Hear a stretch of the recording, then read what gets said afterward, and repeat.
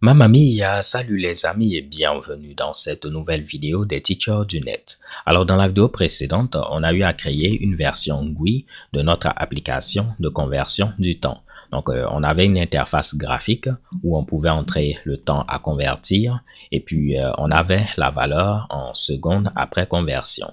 On pouvait entrer 1 heure, 30 minutes, 20 secondes et puis on avait également la conversion. Dans cette vidéo, je vous invite à créer une version web de la même application. Donc, on aura une application web, c'est-à-dire une application qui va s'exécuter au niveau du navigateur. Nous aurons donc besoin du langage HTML, du langage CSS et un peu de JavaScript. Le langage HTML va nous permettre de décrire la structure de notre document web. Donc, on pourra dire là, c'est le titre, on a un formulaire, on a un bouton et ainsi de suite. Après, nous allons utiliser le langage CSS afin de styliser notre page. On pourra dire là, on veut mettre telle couleur, ici, on veut mettre la bordure, là, on veut centrer le contenu et plein d'autres mushibushi. Et le JavaScript va nous permettre de rajouter un peu d'interactivité. Vous voyez ce qui est ici, c'est du JavaScript qui va nous permettre de faire le travail en question. C'est du JavaScript qui va nous permettre d'afficher ces différents mushibushi. Donc voilà, maintenant que j'ai eu à présenter ce qu'on est censé faire, nous pouvons démarrer. Donc au niveau de notre projet, je vais m'empresser de créer un fichier HTML. Tous les fichiers HTML ont pour extension .html. Et généralement, le fichier d'accueil, le fichier qu'on voit dès qu'on vient au niveau de notre site, on l'appelle index. Donc, je vais suivre les mêmes conventions et puis mettre index.html. On va rajouter ici le contenu de base de tout document HTML5. Au moment où j'enregistre la vidéo, la dernière version en date du langage HTML, c'est la version 5. Et voici à quoi ressemble la structure de base d'un document HTML5. Là, je vais modifier title pour indiquer le titre qu'on veut avoir ici. Donc, nous, on va mettre convertisseur de temps. Et vous allez voir, une fois que je vais ouvrir notre document, le titre qui va être affiché, c'est ce qu'on a eu à indiquer là. Je vais faire un clic droit et puis ouvrir. Et mamma mia, voici le travail. Donc, si on était au niveau de, disons, Finder, donc si on était au niveau de l'explorateur de fichiers, j'aurais pu double-cliquer afin d'ouvrir mon fichier, bien faire un clic droit, ouvrir avec et choisir mon navigateur. Mais voilà, on a bel et bien le titre qui est affiché, convertisseur de temps. Là, maintenant, on va faire quoi? On va rajouter un titre. Je vais revenir au niveau d'ici. On va mettre un H1 et je vais mettre convertisseur de temps. En HTML, vous avez la possibilité de rajouter des titres. Donc, c'est un peu comme si vous écrivez, disons, un livre. Vous avez ici les chapitres, les sous-chapitres, et ainsi de suite. Donc, les H1, c'est pour les titres de premier niveau. Après, on a les H2 pour les titres de second niveau. Vous avez les H3, H4, H5 et H6. Donc, généralement, généralement, on utilise H1, H2, H3. C'est rare qu'on arrive jusqu'à H6. Mais là, vu que c'est le titre principal, on va mettre un H1 et c'est le titre qu'on a ici. Je viens là, j'actualise et puis on a convertisseur de temps. Donc, remarquez que pour l'instant, on n'a pas de stylisation. La stylisation, donc tout ce qui est couleur, tout ce qui est emplacement, on va gérer cela avec du CSS. Mais pour l'instant, on va utiliser du HTML pour décrire la structure de notre document web. Là, j'aurai besoin d'un formulaire. Donc, on va mettre ici forme qui représente notre formulaire. Et puis, au niveau de notre formulaire, on a notre input qui est là. Donc, on peut mettre input et il va représenter notre champ de texte. On vient au niveau du navigateur et vous allez voir, on a un formulaire et un input. On veut mettre un placeholder, donc un contenu, comme exemple 1h23:34 ou bien 12 minutes 32. On peut utiliser un attribut pour, disons, l'élément input en disant placeholder. Donc, c'est un contenu d'indication. Nous, on va dire exemple. Vous pouvez mettre 1 heure, disons 34 minutes, 12 secondes, ou bien vous pouvez mettre 10 minutes et 20 secondes. On vient au niveau du navigateur et puis on aura notre placeholder. On va terminer avec, disons, le bouton. Le placeholder, il est affiché quand on n'a pas de contenu. Une fois qu'on aura un contenu, on peut voir qu'on n'a plus le placeholder. Je vais rajouter un bouton de soumission. Donc, on peut mettre un bouton de type Submit qui va être le bouton sur lequel on pourra cliquer afin de soumettre notre formulaire. Je vais venir là et puis je vais rajouter à ce niveau-là, disons, convertir en secondes. Parfait. On vient au niveau du navigateur et on a notre bouton. On peut dire que le champ qui est là, il est requis en rajoutant un attribut qui est require. Donc là, c'est un attribut booléen. Une fois qu'il est présent, il permet d'indiquer qu'on veut que notre input soit rempli. Vous allez voir maintenant, je vais tenter d'enlever le point d'interrogation. Je valide. On nous demande de remplir maintenant notre champ, étant donné que j'ai rajouté required. On peut mettre de la même manière autofocus. Vous allez voir, pour l'instant, si je viens au niveau de ma page, il n'est pas auto-sélectionné. Mais en mettant autofocus, vous allez voir que le champ va être auto-sélectionné. Je vais revenir là, je vais le retirer. On actualise, vous voyez qu'il n'est pas auto-sélectionné. Mais en mettant autofocus, le champ va avoir le focus de manière automatique. Et voilà le travail. Généralement, pour les champs, on a également un label. Et le label, c'est comme, disons, un libellé qui indique ce qu'on est censé mettre au niveau de notre champ. Donc, nous, on peut mettre entrée, le temps à convertir de cette manière-là. Et on veut que notre label soit lié à notre input. Pour l'instant, si je viens ici, vous voyez qu'on a notre label et puis on a notre input. Si je clique au niveau du label, je veux qu'on puisse sélectionner l'input automatiquement. Donc, si je clique là, je veux que notre input soit sélectionné. Afin de faire ceci, on peut donner un identifiant à notre input. On va mettre time et on va dire que on veut lier le label à l'élément qui a comme identifiant time. Donc, il va lier maintenant notre label à notre input, vu qu'on a mis la même chose au niveau de for et puis au niveau de ID. Donc, en grosso modo, ça permet de dire le label, c'est un label pour l'élément qui a comme ici identifiant time. Et si je viens maintenant là, vous allez voir, si je clique au niveau du label, on peut voir que notre input est sélectionné. Donc, je clique ailleurs, on clique au niveau du label et voilà, on a le focus au niveau de notre input. Donc, j'aimerais avoir mes éléments, disons, les uns après les autres, en lieu et place de les avoir de cette manière-là. Ce que je peux faire, c'est rajouter une div et puis on va déplacer le contenu à l'intérieur de la div. Les divs vous permettent d'avoir ici des éléments de type bloc. Donc, en mettant ceci comme un élément de type bloc, vous allez voir que on aura ceci en haut et puis l'autre en bas. Après, on va utiliser du CSS pour rajouter des bordures et tout. Mais voici, on a groupé les deux éléments à l'intérieur de cette div qui est comme un container. Et puis, on a notre bouton de soumission qui est tout juste en bas. Pour ajouter la stylisation, on a plusieurs manières de procéder. La manière simple, c'est de venir par exemple au niveau de notre H1. On peut rajouter l'attribut style et on va styliser notre H1. On peut dire qu'on veut donner comme couleur la couleur bleue. Et vous allez voir, on aura la couleur bleue. On peut dire qu'on veut le centrer en mettant text align et puis on va mettre center et le contenu va être centré. Donc, on peut continuer de cette manière-là et styliser tout notre document. L'inconvénient, c'est que, imaginons que la stylisation que j'ai eu à mettre ici, je veux utiliser la même stylisation, par exemple, pour le label ou bien pour le bouton. Je vais être obligé de faire un copier-coller. Donc, une autre manière, c'est de mettre la balise style au niveau de head, donc au niveau de la balise head, et puis on peut mettre la stylisation en disant par exemple pour le H1 et puis pour le bouton, je veux mettre comme couleur la couleur bleue. Et vous allez voir, mon H1 va avoir la couleur bleue et également mon bouton va avoir la couleur bleue. Donc, regardez pour le texte du H1 et du bouton, on a maintenant le bleu. Je peux venir là et puis rajouter pour dire que le label également, je veux mettre la couleur bleue. Et notre label aura comme couleur la couleur bleue. Donc, l'avantage ici, vous voyez, on peut grouper plusieurs éléments et puis tous les styliser sans dupliquer de code. Il y a une troisième manière de rajouter de la stylisation, c'est de créer un fichier de stylisation.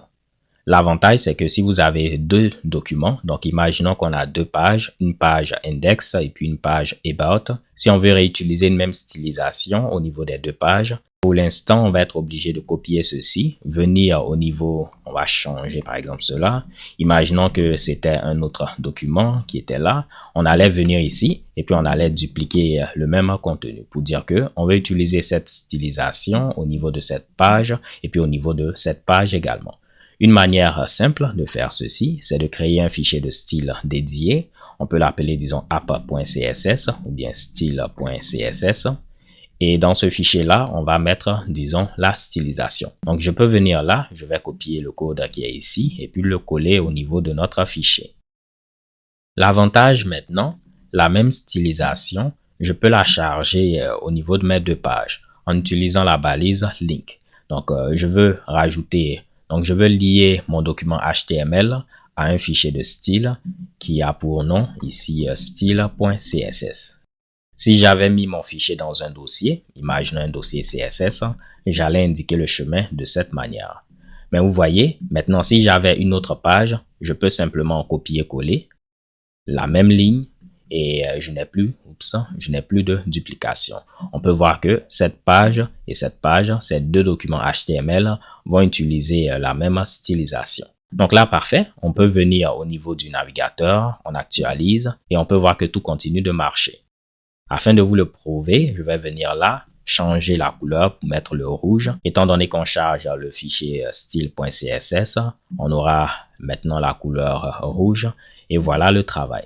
Moi, en lieu et place d'utiliser l'une des trois méthodes que je vous ai montrées, donc mettre l'attribut style, rajouter la balise style ou bien utiliser link, je ne vais pas utiliser tout ceci. Je vais plutôt opter pour un framework CSS. Un framework, c'est tout simplement un outil qui va vous faciliter la tâche. Ici, on parle de framework CSS, étant donné qu'il va nous permettre de styliser très facilement nos pages web. Le framework que je vais utiliser, il a pour nom Tailwind CSS et il est très populaire actuellement. Vous voyez, on peut l'utiliser et puis on va dire que on veut par exemple aligner le contenu de cette manière-là, on veut le centrer, on veut le mettre en gras et faire plein de michi-bichi. Moi, je vais venir au niveau de la recherche et puis on va rechercher un lien CDN. Je prends le premier lien et on va copier la ligne qui est là.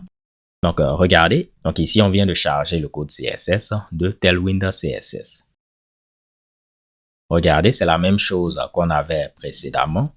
Simplement qu'en lieu et place de mettre style.css, qui était notre propre fichier, là on charge un fichier depuis Internet. En effet, si on jette un coup d'œil au niveau du fichier qui est ici, vous allez voir qu'il y a plein de code qui a été rajouté. Et comment ça fonctionne? Lorsqu'on veut styliser par exemple un élément, on peut lui donner une classe. On peut dire que ici, je veux donner la classe, on va l'appeler cool. Et lui également, je vais mettre ici une classe cool. Et on peut dire que pour tous les éléments qui ont la classe cool, on veut les styliser de telle manière. Je vais venir ici, je vais rajouter style et puis je peux dire pour tous les éléments qui ont la classe cool et c'est symbolisé avec le point. Donc en mettant point, on sait qu'on parle d'une classe. Donc tous les éléments qui ont la classe cool, on veut leur donner, disons, la couleur orange. Et vous allez voir maintenant, mes deux éléments, c'est plutôt ici, qui ont la classe cool, auront la couleur orange. Si je veux que mon label soit également cool, je peux lui donner la classe cool et il aura la couleur orange. Magnifique. Donc, les classes, on peut les appliquer à plusieurs éléments. Vous avez également les identifiants et on peut les appliquer à un seul élément au niveau d'un même document. Donc, au niveau de ce document-là, je ne peux pas avoir deux éléments qui ont le même identifiant. Je ne peux pas mettre, disons, ID time ici et puis mettre également ID time. Vous n'êtes pas censé faire ceci. Au niveau d'un même document web, on ne peut pas dupliquer un même identifiant. Par contre, si j'avais une autre page web, disons about.html, je pouvais avoir un élément qui a comme identifiant, disons time. Et là, ça n'aurait pas posé de problème vu que là, c'est un document. Et là, c'est un autre document. Donc, imaginons que je vais essayer de l'écrire, de faire cet HTML. Imaginons qu'on avait un autre document about et puis je rajoute un H1 qui a comme identifiant, disons, time. Donc, ici, je ne peux pas avoir deux éléments qui ont le même identifiant. L'identifiant est censé être unique. Donc là, je vais mettre par exemple Mamma Mia. Donc, ici, on a l'identifiant time, l'identifiant Mamma Mia, la classe cool, la classe cool. Donc, on n'a pas dupliqué le même identifiant au niveau d'un même document. La classe, on peut l'utiliser au niveau de plusieurs éléments, ce n'est pas un problème. Par contre, vu que là, c'est un autre document, je peux mettre l'ID time et ça ne posera pas de problème, vu que l'identifiant, dans ce cas, il est unique. Si je rajoute un autre élément, disons un paragraphe, je ne peux pas lui donner l'identifiant time, vu que l'identifiant time est déjà utilisé. Donc, je peux mettre un autre identifiant pour dire suite, et là, je n'aurai pas de problème. Donc voilà, si on récapitule, les classes, on peut les utiliser au niveau de plusieurs éléments, mais les identifiants, ils doivent être uniques au niveau d'un même document web. Et si vous voulez référencer un identifiant, en lieu et place d'utiliser le point, on utilise le dièse. Donc pour les classes, c'est le point, pour les identifiants, c'est le dièse. Donc je peux dire que mon élément qui a l'identifiant Mamma Mia, je veux lui donner comme couleur la couleur, disons, rouge. Et vous allez voir, Mamma Mia aura maintenant la couleur rouge, vu que je l'ai ciblé via l'identifiant. Donc là, ce n'est pas un cours sur CSS, mais ce que j'ai eu à expliquer va faire l'affaire. On va enlever l'identifiant Mamma Mia, on va enlever également la classe cool, et ici aussi la classe cool.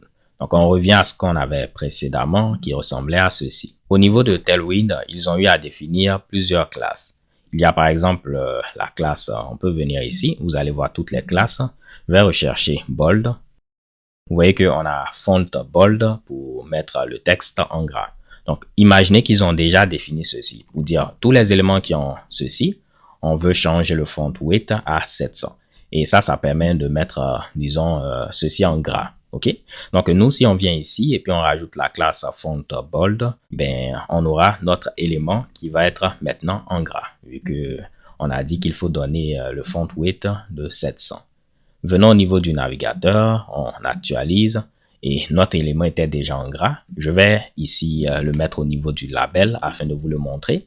Donc, le H1 était déjà en gras, mais vu que je l'ai mis maintenant au niveau du label, vous allez voir que le label va être en gras. Et bing. Donc, nous, on n'a pas besoin de définir ceci, étant donné qu'au niveau de Tailwind, il y a plein de classes qui ont été définies. Donc, si on revient, là, je viens de charger Tailwind, vous allez voir que l'apparence va changer. Étant donné qu'au niveau de Tailwind, il y a du code qui permet de resetter un peu les stylisations par défaut. C'est pourquoi vous voyez que au niveau, par exemple, de notre input, on n'a plus de bordure. Au niveau du bouton, on n'a plus la bordure et tout. Ce sera à nous de les rajouter petit à petit avec les différentes classes qu'on a au niveau de Tailwind. Donc là, on a utilisé font bold. Vu que ça existe au niveau de Tailwind, c'est pourquoi le label est en gras. Mais moi, je vais enlever le font bold. Et puis, par exemple, je vais dire que ici, je veux changer la couleur. On va mettre indigo. Et je vais mettre 500. Venons au niveau du navigateur et vous allez voir, on a la couleur indigo. Donc, les couleurs vont de 50. 50, c'est la version la plus light, la plus claire. Et on va jusqu'à 900 pour la version la plus sombre. Donc, la version la plus dark. Donc, vous avez 50, 100, 200, 300 jusqu'à 900. On peut chercher ici les couleurs et tout ceci est bien détaillé. Vous voyez 50 pour les versions light jusqu'à 900. Et vous avez plein de couleurs. Moi, j'ai utilisé l'indigo. Et puis 500. On peut changer la taille des caractères en disant par exemple, on veut quelque chose de très grand. Texte 5XL. Et vous allez voir que le texte va être maintenant grand. Si je veux le centrer, je peux mettre texte center et il va être centré. Donc, comme vous pouvez le voir, il y a plein de classes disponibles via Tailwind. On ne pourra pas toutes les voir, mais si vous jetez un coup d'œil au niveau de la doc, vous verrez qu'il y a vraiment des trucs cool. Moi, par la magie de l'édition vidéo, je vais remplacer le contenu qui est là par un contenu qui a été stylisé avec Tailwind. Donc, je ne vais pas perdre votre temps en rajoutant les classes une à une. Je vais remplacer tout ceci par quelque chose qui a été stylisé avec Tailwind. Donc voilà, par la magie de l'édition vidéo, j'ai eu à rajouter ma stylisation avec Tailwind. La balise main, elle permet de dire qu'au niveau de notre document, voici le contenu principal. Donc au niveau de main, on va mettre le contenu principal de notre page. Là, pourquoi pas, je vais rajouter rôle main pour question d'accessibilité. Donc lorsqu'on conçoit des sites web, on pense également à l'accessibilité. Vous voyez que nous, on utilise la souris pour se déplacer. On clique sur les différents Mitsubishi, mais ce n'est pas de cette manière que tout le monde navigue au niveau d'un site web. Imaginons une personne qui est aveugle, elle ne pourra pas voir les éléments au niveau de la page pour cliquer sur les éléments. Donc, généralement, vous avez des lecteurs d'écran. Ils vont lire pour dire que ici, c'est un label, ici, c'est une image. Et ça permet ici de savoir un peu ce qu'on a au niveau de la page. Donc, lorsqu'on conçoit un site web, on va penser à tout ce monde-là. C'est pourquoi vous avez des trucs d'accessibilité pour dire, OK, ça, c'est le contenu principal de la page. Si on rajoutait, par exemple, une image, on pourra rajouter un texte alternatif pour dire image du président de la République, disons, de France. Et on peut indiquer le chemin vers l'image. Même si la personne ne verra pas l'image, elle pourra au moins savoir que c'est la photo du président de France. Donc, on peut mettre la photo d'Emmanuel Macron, président de France, vu qu'au moment où j'enregistre la vidéo, c'est lui le président de la France. Donc, après, vous pouvez prendre votre temps pour regarder tout le contenu. Là, ça donne de l'espace en haut. Mais si on vient au niveau du navigateur, on a maintenant quelque chose de plus joli qui a été stylisé avec Tailwind. Maintenant, il faudra faire quelque chose lorsqu'on va cliquer sur le bouton. Déjà au niveau de notre input, je vais rajouter require et puis rajouter également autofocus que j'avais retiré. Parfait, donc on vient là, il va être autofocus et puis il est require. Il va falloir maintenant rajouter l'interactivité avec du JavaScript. On va récupérer le contenu qui a été entré ici afin de le convertir. Donc, la manière la plus simple, c'est d'utiliser notre fonction qu'on a eu à créer en Python qui permet de convertir le temps, disons, qui a été entré en secondes. On peut tenter de convertir le code qui est là en JavaScript. Donc, pour l'instant, on a du code Python, mais on peut le convertir en JavaScript assez facilement. Généralement, le plus dur lorsqu'on programme, ce n'est pas, disons, le langage en lui-même, c'est l'algo. Donc, quelles sont les étapes qu'on suit pour résoudre le problème? Vu que nous, on sait déjà comment résoudre le problème, on peut convertir la solution dans n'importe quel langage. En Python, en Java, en C++, et tout va marcher à la perfection. Donc, nous, on va convertir notre fonction qui est là en JavaScript maintenant. Pour ajouter du code JavaScript, je peux mettre script et à l'intérieur, on peut mettre notre code JavaScript. Par exemple, si je mets alerte hello, vous allez voir, on aura une boîte de dialogue qui va afficher hello. Donc, alerte, ça permet d'alerter en mettant hello. On peut utiliser un truc comme confirme et on va dire êtes-vous sûr? Et vous allez voir confirme. Il permet d'afficher une boîte de confirmation et on peut cliquer sur, disons, OK ou bien cancel, comme on peut le voir. Afin de ne pas perdre votre temps, je vais coller également le code de la fonction qui est ici, que j'ai eu à convertir en JavaScript. Donc voici le code après conversion. Tout ce que j'ai eu à faire, c'est quoi? Ici, on comptait combien de 2 points on avait au niveau de notre chaîne de caractères. Par exemple, si on a un seul 2 points, on sait qu'on a simplement les minutes et les secondes. Si on a deux points, on sait qu'on a les heures, les minutes et les secondes.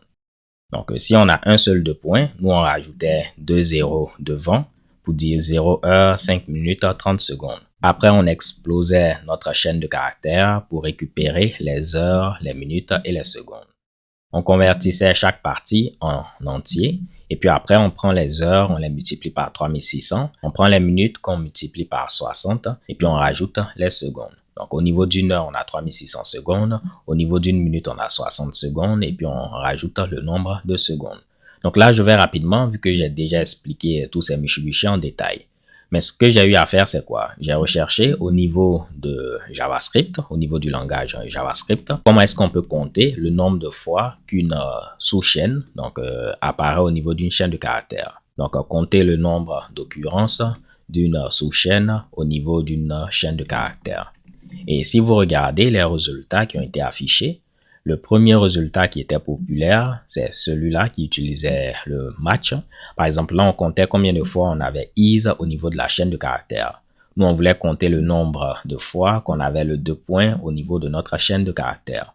Donc, c'est comme ça que j'ai procédé petit à petit afin de convertir cette partie-là, convertir également cette partie, et puis voilà le travail. Donc, en théorie, je peux venir ici Et puis, je vais dire que je vais appeler ma fonction convertTime in secondes. On va lui donner, disons, 1 heure, 0 minutes, 0 secondes. Et vous allez voir, on doit avoir 3600. Console.log, ça va permettre de loguer le résultat au niveau de la console. Donc, on peut faire un clic droit, on fait inspecter et vous allez voir au niveau de la console, on a 3600. Si je mettais 1 minute 30, ça doit faire 90. Et normalement, on peut vérifier, on vient là et on a 90. Donc, notre fonction, elle fonctionne à la perfection. Maintenant, nous, on ne va pas hardcoder la valeur. On veut récupérer la valeur qui est au niveau de notre input et c'est celle-là qu'on va ici convertir. Donc, lorsque l'utilisateur va cliquer au niveau du bouton qui est là, lorsque l'utilisateur va soumettre le formulaire, on veut récupérer la valeur au niveau de notre input et puis c'est celle-là qu'on va passer afin de la convertir. Et pourquoi pas en lieu et place de faire un console.log, on veut faire un alerte pour afficher la valeur. Donc, si j'actualise, on voit qu'on a un alerte avec la valeur. Là également, je vais coller le code et vous l'expliquer afin de ne pas perdre votre temps. Donc, voilà le travail. J'ai eu à coller le code qui est ici et on va l'expliquer. La première des choses que j'ai eu à faire, c'est donner un identifiant à notre formulaire. On peut voir que j'ai mis un identifiant JS Conversion Form. Donc, on avait vu qu'en CSS, je pouvais dire par exemple, je veux styliser l'élément qui a comme identifiant ceci et puis mettre ma stylisation. Mais de la même manière en JavaScript, on peut cibler un élément via son identifiant. Donc en mettant document get element by ID, cela permet de dire au niveau de mon document, je veux récupérer l'élément qui a comme identifiant JS Conversion Form. Et voici, c'est notre formulaire.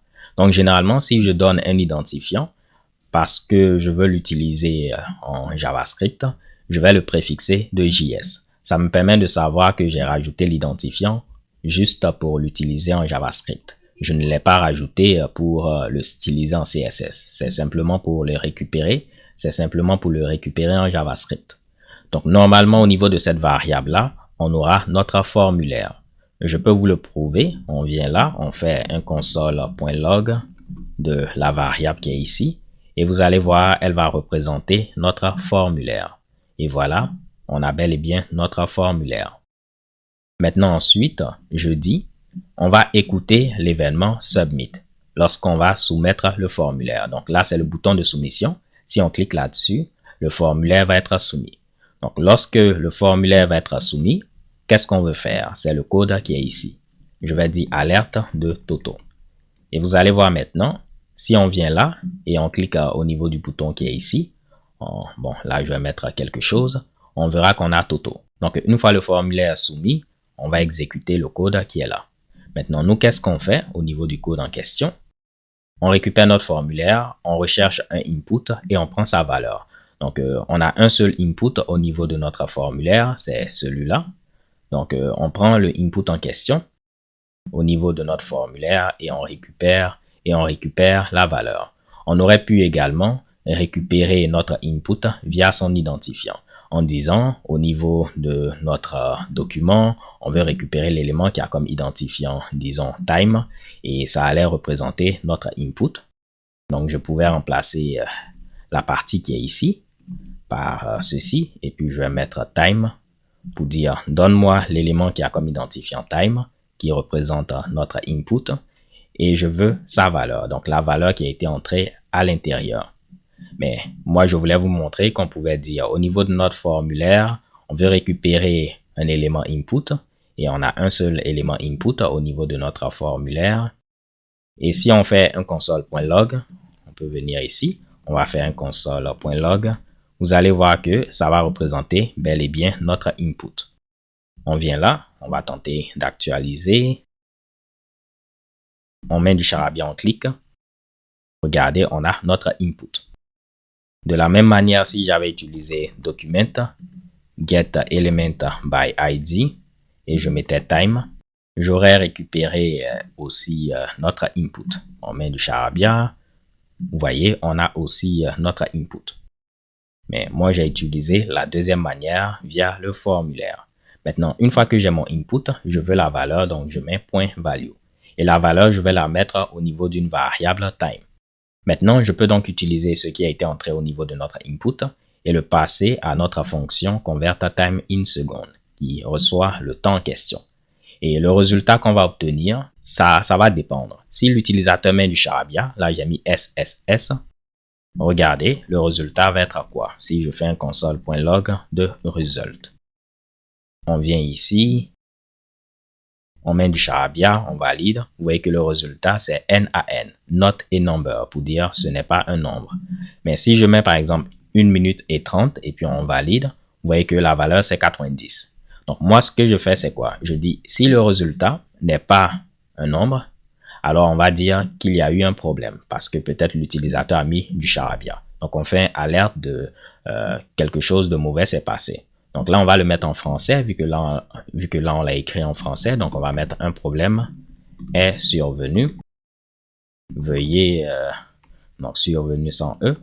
Veuillez, s'il vous plaît, réessayer.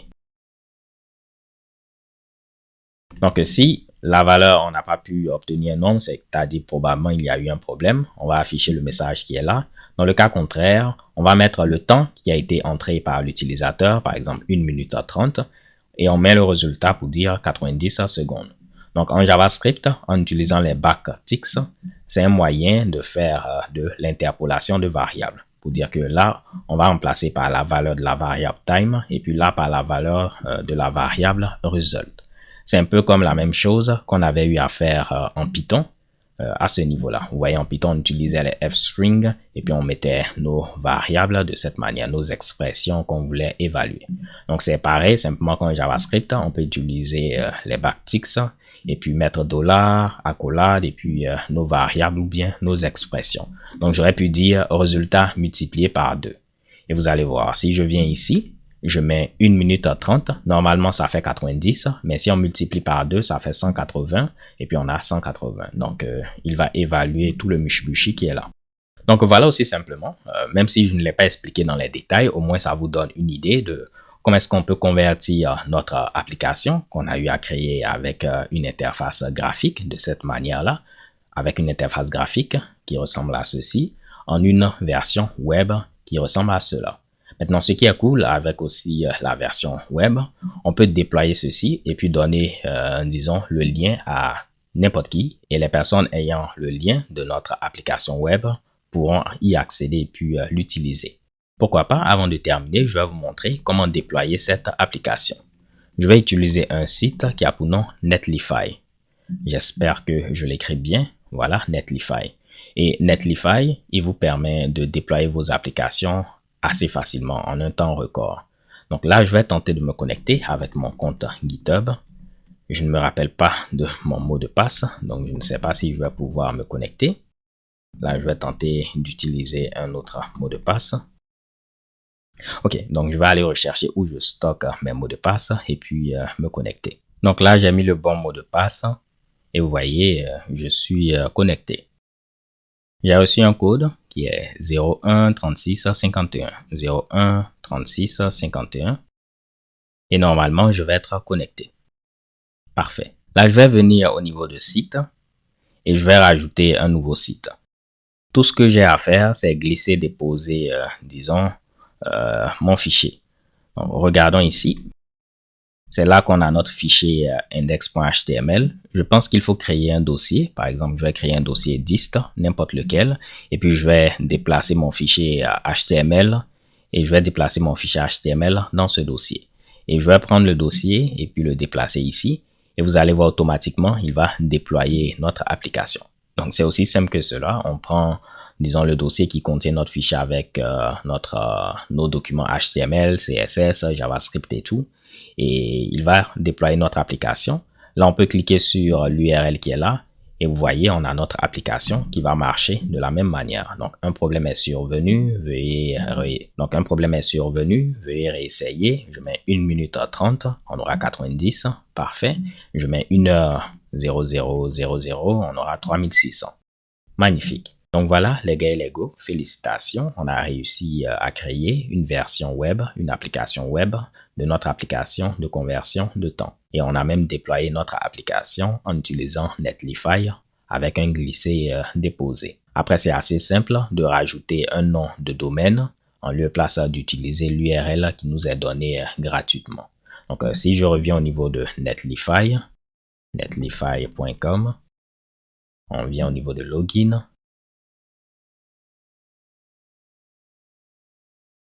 Vous voyez que là, on a un sous-domaine de netlify.app.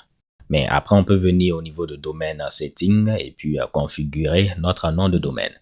Mais déjà, pour des applications de démo comme celle-là, vous voyez que c'est cool. On a même un truc en HTTPS, donc sécurisé et tout marche. On a toutefois un petit problème avec l'approche qu'on a eu à utiliser.